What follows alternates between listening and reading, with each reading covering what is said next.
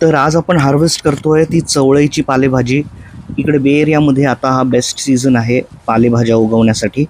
आणि तुम्ही पाहताय इथे माझ्या लीफी ग्रीन्सच्या पॅचमध्ये मस्त हिरवीगार कवळी चवळीची छोटी छोटी रोपं उगवून आलेली आहेत। आणि तुम्हाला आश्चर्य वाटेल मी सांगितलं तर मी ही भाजी अख्खी फक्त एका काडीतून उगवलेली आहे। गेल्या काही महिन्याआधी मी एकच काडी इथे जी बाजारातून आणलेली भाजी त्याची इथे लावली होती आणि ती 2-4 महिन्याआधी बऱ्यापैकी वाढली। पण मी आता महिना दीड महिना इंडियाला होतो, भारतात होतो, त्यावेळी ही भाजी फारच जास्त वाढली आणि इथे ऊन जास्त होतं तर ती सुकूनही गेली। आणि मी आल्यानंतर त्याचं मंजुळं वगैरे भरपूर वाळलेलं तयार होतं, तेव्हा मी ते काढलं आणि ते इथे कुस्करून टाकलं आणि त्यातून ही एवढी भाजी आता मला उपलब्ध होत आहे। फार काही देखरेख लागत नाही, काही नाही, अगदी सोपी आहे उगवायला आणि एकदा लावली की तुम्हाला कायमचाच रतीब त्याचा राहणार आहे। कॉन्स्टिपेशन आणि इतर पोटाच्या विकारांवरती अतिशय उपयुक्त आहे तुम्ही जर नियमित चवळीची भाजी खाल्ली तर। आणि ही चवळी नाही चवळी आहे। बरेच जण चवळी आणि चवळीची गल्लत करतात। चवळी म्हणजे ते जे दाणे असतात ज्याचं आपण कडण करतो, पण ही पालेभाजी आहे जी आपण परतून करत असतो। आणि मी तुम्हाला काय सांगतोय, मी स्वतःच या भाजीला बरेच वर्ष चळवळी म्हणत होतो। शाळेतल्या दिवसांची ही आठवण आहे। आमच्या घरानजीक शारदा म्हणून एक भाजीवाली होती जिच्याकडे नेहमी आम्ही भाजी घ्यायचो आणि घरातले जेव्हाही मला तिच्याकडे पाठवायचे भाजी घ्यायला मी ही चवळीची भाजी चळवळी म्हणून मागायचो, मला त्याचं नाव तसंच येत होतं। तिने मला अनेक वेळा करेक्ट केलं पण मी तेच म्हणायचो आणि तिला फार हसायला यायचं मी म्हटलं की। ती मला सारखं सारखं ते म्हणून दाखवायला लावायची आणि नंतर तर मी ती घेणं सोडून दिलं कारण ती मला हसायची। मुद्दाम दुसऱ्या गिरायकांपुढे मला ती विचारायची, बाबा या भाजीचं नाव काय आहे? त्यावेळी मग मी पण मुद्दाम प्रयत्न करून त्याला बरोबर चवळी म्हणायचो।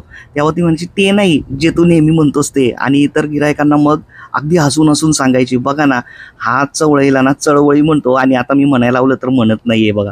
तर अशी ही मजेशीर आठवण आहे चवळीबाबत माझ्या बालपणची।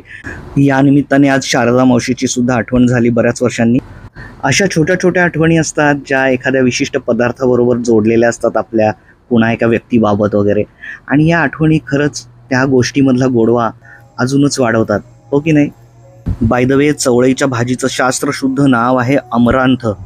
दक्षिण भारतात याशिवाय उत्तर भारतात सुद्धा या भाजीला अमरांथ म्हणूनच ओळखतात, पण त्याचा सुद्धा अपभ्रंश अमरनाथ असा झालेला आहे। मला सुद्धा इकडे अमेरिकेत आल्यानंतरच अमरांथ हे नाव कळलं। फार इंटरेस्टिंग वाटतात मला ऐकायला आणि बोलायला सुद्धा ही अशी वनस्पतींची संस्कृत नावं। तर काही लोक याला तांदूळसा सुद्धा म्हणतात, पण या तांदूळशाची भाजी आपण जेव्हा ही कोवळी असते ना तेव्हाच खाल्ली तर ती जास्त मजेदार होते आणि छान टेक्स्चर येतं त्याला।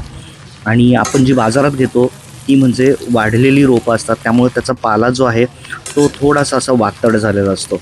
तर कधी ट्राय करा तुम्ही सुद्धा तुमच्या परसबागेत वगैरे लावा, फार सोपं आहे आणि ताजी भाजी तोडून तुम्ही खाल्ली तर तुम्हाला नक्कीच फरक कळेल त्यातला। गावी सुद्धा असलो तर तांदूळशाची छोटी छोटी रोपं मला शेताच्या बांधावरती सुद्धा दिसून येतात आणि मग ती खुडून घेण्यामध्ये एक वेगळीच मजा असते। आता शहरांमध्ये तर सगळं डांबरीकरण आणि फुटपाथ झालेले आहेत, नाहीतर रस्त्याच्या कडेला सुद्धा आपल्याला इतर वनस्पतींच्या गर्दीमध्ये चवळी हमखास दिसून येते। आज सोने पे सुहागा म्हणजे माझ्या मिरचीच्या रोपाला सुद्धा पहिल्यांदाच मिरच्या आलेल्या आहेत आणि त्या मी आता तोडून घेतलेल्या आहेत। मस्त हिरवीगार एकदम छान दिसते ही मिरची, फ्रेश। पितृपक्ष चालू आहे आणि आता 2 दिवसावरच नवरात्र आलेले आहेत आणि त्यात जर असं घरचंच उगवलेलं सात्विक फूड मिळालं तर मूड सात्विक व्हायला किती उशीर लागतोय।